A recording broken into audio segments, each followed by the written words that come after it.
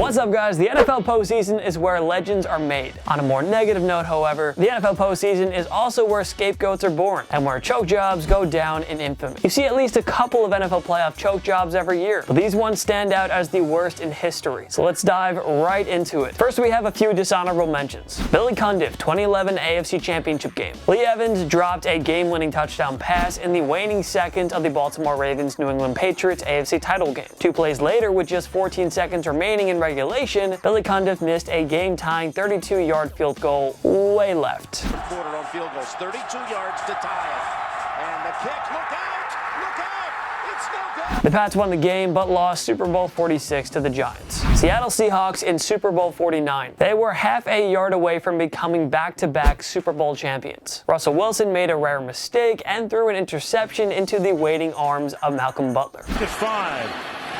Pass is intercepted at the goal line by Malcolm Butler. You should have fed beast mode. Marcus Williams, 2017 AFC Divisional Round. Williams just had to make a routine tackle on Stephon Diggs to send New Orleans to the NFC Championship game. We know how that played out. Matt HASSELBECK, 2003 Wild Card Round. The Seahawks and Green Bay Packers went to overtime. Seattle won the coin toss. And HASSELBECK said, "We want the ball and we're gonna score."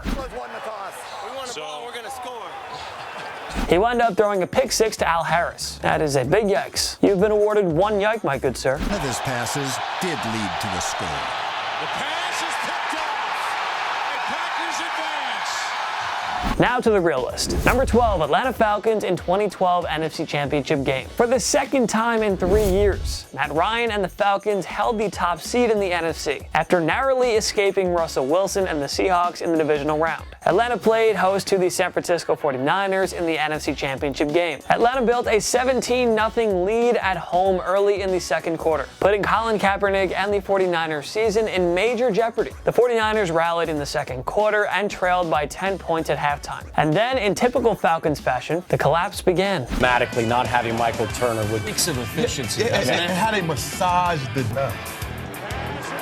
The 49ers outscored Atlanta 28-7 after a 17-0 deficit, winning the game 28-24 and advancing to Super Bowl 47. Just another disappointing playoff meltdown by the Falcons, so what more can we say? Number 11, Denver Broncos in Super Bowl 48. The Broncos rewrote the record books during the 2013 season, surpassing the 2007 New England Patriots as the highest scoring offense of all time with 606 points scored. Peyton Manning ran away with the MVP award after tossing 55 touchdowns and 5,477 passing yards, both single-season records. The Broncos were stacked with big-time game changers on offense. They had Demaryius Thomas, Eric Decker, Wes Welker, and Julius Thomas catching passes, along with 1,000-yard rusher Knowshon Marino. Denver met the Seattle Seahawks and their Legion of Boom defense in Super Bowl 48, a showdown between an unstoppable force and an immovable object. This was supposed to be an all-time classic Super Bowl, but the Broncos never stood a chance thanks to a series of self-inflicted mistakes. The game was pretty much over after the first play from scrimmage. It's snapped over the head of Peyton Manning. And then it got worse. After Manning, pass is too high and picked by Chancellor. Hit. Ball up for grabs. Picked off, touchdown, Seattle.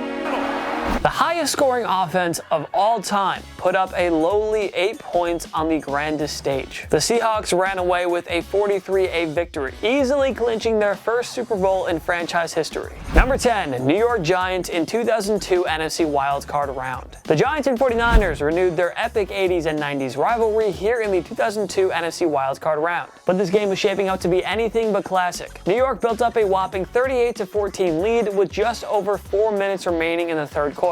I mean, what on earth can go wrong, right? The 49ers quickly rallied and scored 2 touchdowns along with a pair of successful 2-point conversions, making it 38-30 early in the final frame. Kicker Matt Bryant later missed a 42-yarder with 3 minutes left that would have increased New York's lead to 8. Now the collapse was really on, and so San Fran continued the rally with Ty Streets catching the go-ahead touchdown in the final minute of regulation. Garcia fires. Touchdown 49ers. The Giants marched downfield and got Bryant into field goal range. Finally, after a historic collapse, they're about to come away with the thrilling victory at the last second, right? Pass interference. They're going to get pass interference on that play. And As you'll see on that play, the 49ers got away with blatant pass interference. But at the same time, the Giants shouldn't have botched a simple field goal snap. And it ain't the ref's fault that New York squandered a 38-14 lead either. Number 9, Tony Romo in 2006 NFC wildcard round. The no-name Tony Romo replaced Drew Bledsoe as the Dallas Cowboys starter in the midst of the 2006 season. Romo compiled a 6-4 record to help Dallas earn a wildcard spot and the 5th seed in the NFC. The Cowboys visited the Seahawks in the 2006 NFC wildcard round. Turned out to be a thrilling back-and-forth duo between Romo and HASSELBECK. Dallas trailed 21-20 late in the 4th, but Romo marched them deep into Seattle territory. Their kicker came out for an easy 19-yard field goal attempt with just over a minute left. The Cowboys made the ill-fated decision to have Romo hold the snap, since it was his job prior to becoming the starting quarterback. And after the snap, disaster struck. Oh, it is fumbled by Romo, and then Romo's going to run to the end zone. Oh, the ball just slipped out of... Seattle drained most of the clock and barely held on for a 21-20 victory. As for Romo, it was a bitter ending to such an unlikely and incredible underdog season. Number 8, Brett Favre in 2009 NFC Championship game. The Minnesota Vikings clashed with the New Orleans Saints in the 2009 NFC Championship game. Brett Favre versus Drew Brees lived up to the hype in every single way, and it predictably came down to the wire. The game was tied 28 apiece with less than 2 minutes to go. Favre got the ball with a chance to punch the 3rd Super Bowl ticket of his career. The Vikings moved down the field and were on the verge of sending out kicker Ryan Longwell for a game-winning field goal. Looking to get extra yardage for a shorter attempt, Favre scrambled and made the brutal decision to throw across his body. Favre sprints to his right, throws back across the middle, and he's intercepted. The Vikings never touched the ball again. New Orleans won the coin toss, took the ball to start overtime, and won their first ever NFC Championship.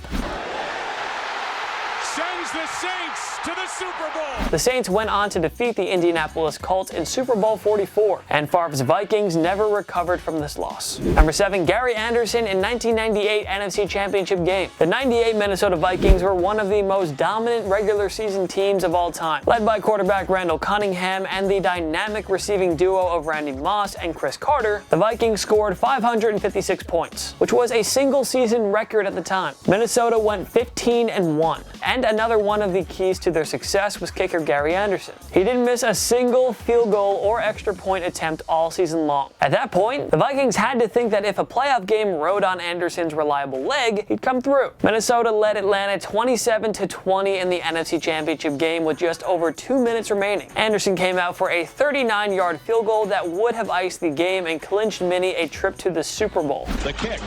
It is no good. It missed wide to the left. Unbelievable.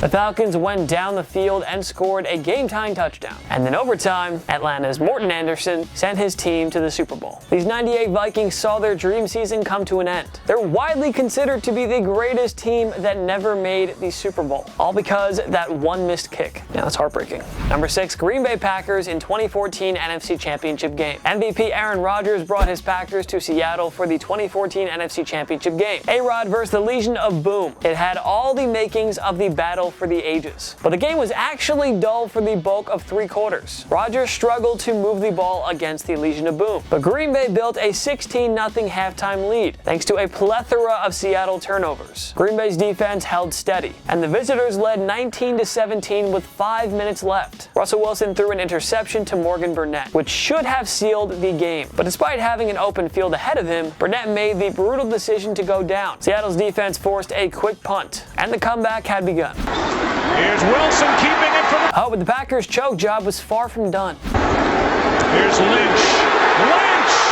Marshawn Lynch. Beast mode. Touchdown. Mason Crosby kicked a last-second field goal to force overtime, but the Seahawks won the coin toss and got the ball first. And everybody knows how that played out. Toward the end zone.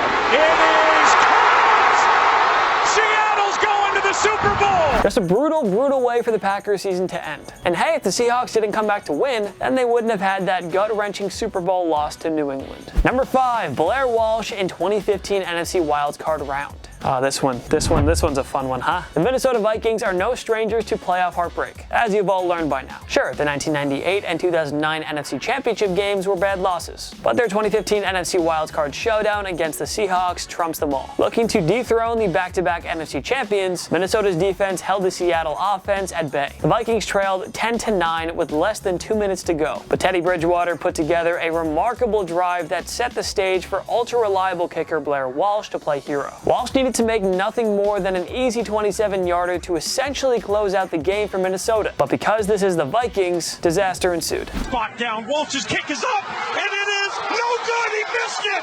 Are you kidding me? The season can't end like that. Simply put, Walsh was never the same kicker after that. He continued to struggle, and the Vikings released him in the middle of the 2016 season. Number 4, Kansas City Chiefs in 2013 AFC wildcard round. A year after finishing as the worst team in football, the Chiefs won 11 games and clinched the top wildcard spot in the AFC. New head coach Andy Reid and quarterback Alex Smith shined in their first year together, and they looked to bring KC its first playoff win since 1993. Kansas City met Andrew Luck and the Indianapolis Colts in the wildcard round, and the game appeared to be over at halftime. The Chiefs led 31-10 at that point, and a Luck interception helped them increase their leads to 28 points early in the third quarter. No way the Chiefs can blow a 28-point lead in one half, right? Wrong. The Colts quickly cut the lead to 14 thanks to a strip sack on Smith. The lead was increased to 17, but Indy cut it to 10 heading into the fourth quarter. Then the wheels continued to fall off for Kansas City. Well, no, you can. It's what? Situation. Deep to T.Y. Hilton for 64 yards. How do you do? The Colts defense forced a turnover on downs to pull off the miraculous comeback, while Reid and the Chiefs were the victims of this embarrassing playoff meltdown. Number 3, Houston Texans in 2019 AFC divisional round. This time, Reid Chiefs and their fans were on the right side of a historic playoff comeback. Kansas City hosted Houston in the divisional round, with the winner playing host to the Tennessee Titans in the AFC Championship game. Thanks to a handful of Chiefs miscues, including a blocked punt return for a touchdown and a Tyreek Hill fumble in his own territory, Houston jumped out to a 21-0 lead in the first quarter. The lead was increased to 24-0 with 11 minutes remaining in the half. Then, the Texans' choke job began and Patrick Mahomes started doing Patrick Mahomes things. After cutting the deficit to 17, the Chiefs got a big break when Bill O'Brien called for a risky fake punt that backfired big time. And the Texans, well, they couldn't recover. Wings it. Stop this one. First and goal, Williams.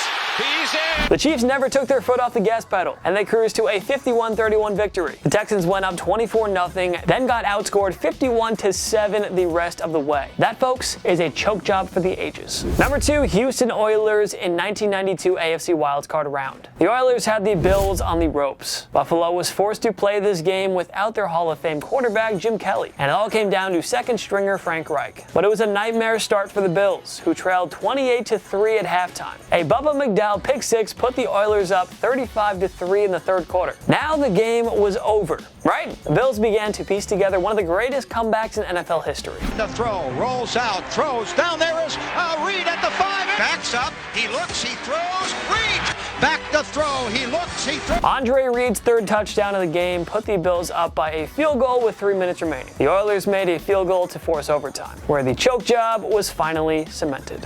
Has time, looking around, throws, intercepted, Wright puts it down, the kick is on the way, and it is good. And with that, the second biggest NFL postseason choke job of all time was in the books. Number 1, Atlanta Falcons in Super Bowl 51. Falcons fans, I'm sorry, but you knew it was coming. When Matt Ryan tossed a touchdown pass to Tevin Coleman with only 8.5 minutes remaining in the third quarter of Super Bowl 51, everyone in the world thought it was over. Not even Tom Brady and the Patriots could erase a 25-point deficit with less than half the game to go. Atlanta basically needed, say, 5 more first downs, 1 more field goal, or more defensive stop to end it. Neither happened. Brady and the Patriots rallied bit by bit, little by little. The true turning point came when Ryan was strip sacked on a 3rd and 1 play with just 8:24 to go. The Patriots cut the 16-point deficit down to 8. Still, Atlanta just needed a field goal to win. Then they began making mind-boggling mistakes that erased a chance to ice the game. Ryan is sacked. 70 offense. 10-yard penalty. Replay 30. The Falcons' crumbling defense allowed Brady to march downfield with ease. James White scored a rushing touchdown, and Danny Amendola caught the 2-point conversion to force overtime. Atlanta lost the coin toss, and predictably so. The Patriots took advantage of the Falcons' exhausted defense. Toss to White. No excuses for it. The defense took the night off. The offense made so many boneheaded decisions, and the play calling on offense was a gong show. The Falcons did everything they possibly could to choke away a Super Bowl championship, and you'll never see an NFL playoff meltdown like it again. Fun fact, I've said it many times on this channel, as I was watching that game, my friend, who was from Boston, a Patriots fan, was very upset, and I said to him, if the Patriots come back and win this game, I will buy drinks for you for the rest of the night. And wouldn't you know it, they did. And I gotta be honest, we had a lot of drinks. What other embarrassing NFL playoff choke job should we have included on our list? Join me in the comment section below. Make sure to follow myself and TPS on social media. We post great content all the time. TikTok all the time. Go follow me. YouTube and Instagram and Twitter. I don't really post on YouTube that much anymore. I try to, but I'm a busy man. I can't vlog all the time. Subscribe to TPS because we post videos every single day. Every day is a new video. Subscribe. Of course, if you haven't hit the like button on any video ever before, do it right now. And also, if you've never hit the like button on one of our videos, do it right now as well, because it really helps us out. Of course, thank you so much for watching. I'm Jason Biondo. My knee.